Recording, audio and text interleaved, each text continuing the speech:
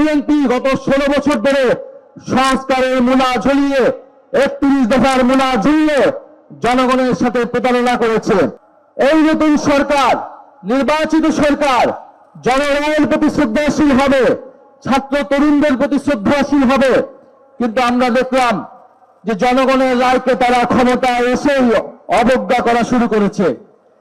70% জনগণ গণভোটে যে গণরায় দিয়েছে সংস্কারের পক্ষে, জুলাই সনদের পক্ষে, সেই রায়কে তারা অবজ্ঞা করছে।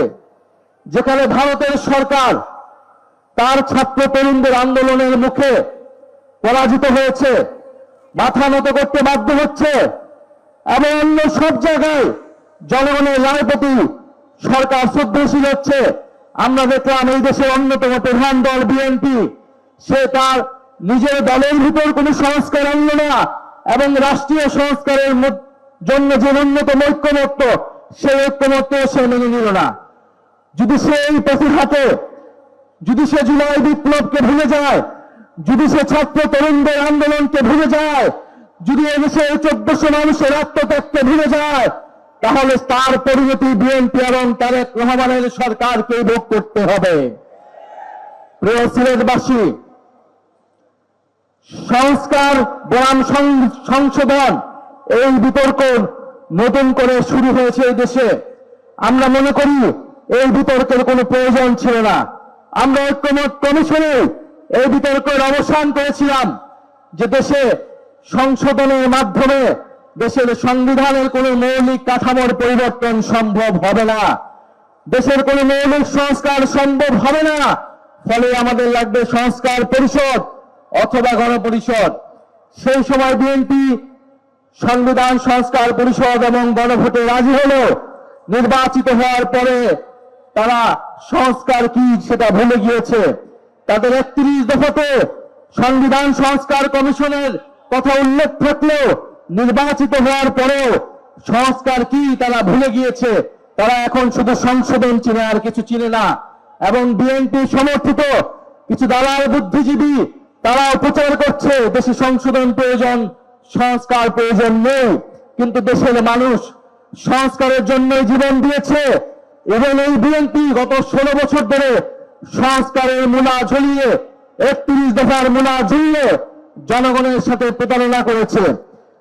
প্রিয় সিলেটবাসী, আজকে ঢাকাতে তীব্র গ্যাসের সংকট, গ্যাস পাওয়া যাচ্ছে না। এর আগে জ্বালানির দাম বৃদ্ধি করা হয়েছে, বিদ্যুতের দাম বৃদ্ধি করা হয়েছে, সিলিন্ডারের দাম বৃদ্ধি করা হয়েছে, সবজির দাম 2 গুণ থেকে 3 গুণ হয়েছে বাংলাদেশের রাজধানী ঢাকাতে। মধ্যবিত্তের উপরে করের বোঝা চাপিয়ে দিয়েছে এই বাজেটের মধ্য দিয়ে।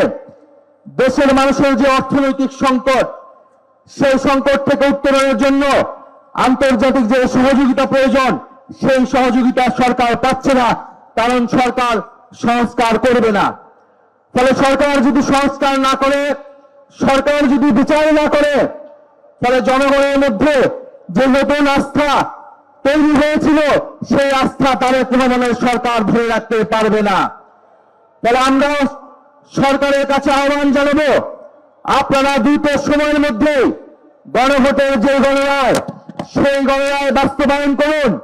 আপনাদের নোট অফ ডিসেন্টের কেন গণভোটের গণরায়কে জুলাই সনদ বাস্তবায়ন করতে হবে। সংবিধান সংস্কার পরিষদের মাধ্যমে সংবিধানের সংস্কার করতে হবে। এবং বিগত 16 বছর ধরে বিএনপি, জামাত সহ ফ্যাসিবাদ বিরোধী দলগুলোর যে দাবি ছিল তত্ত্বাবধায়ক সরকার, সেই তত্ত্বাবধায়ক সরকার ফিরে আসলো। তত্ত্বাবধায়ক সরকার কোন রূপে গঠিত হবে এটা এখনো জনগণের কাছে পরিষ্কার হয় নাই। এবং আমরা দেখছি বিএনপি দেশের সকল প্রতিষ্ঠান, নির্বাচন কমিশন থেকে শুরু করে সকল প্রতিষ্ঠানকে দলীয়করণ করছে। এই দলীয়করণের ফলে দেশের নির্বাচন ব্যবস্থার যে উন্নতি আমরা চেয়েছিলাম, সেই উন্নতি আবার সম্ভব হবে না। আগামী স্থানীয় সরকার নির্বাচনের আগে নির্বাচন কমিশন সংস্কার করে পুনর্গঠন করতে হবে।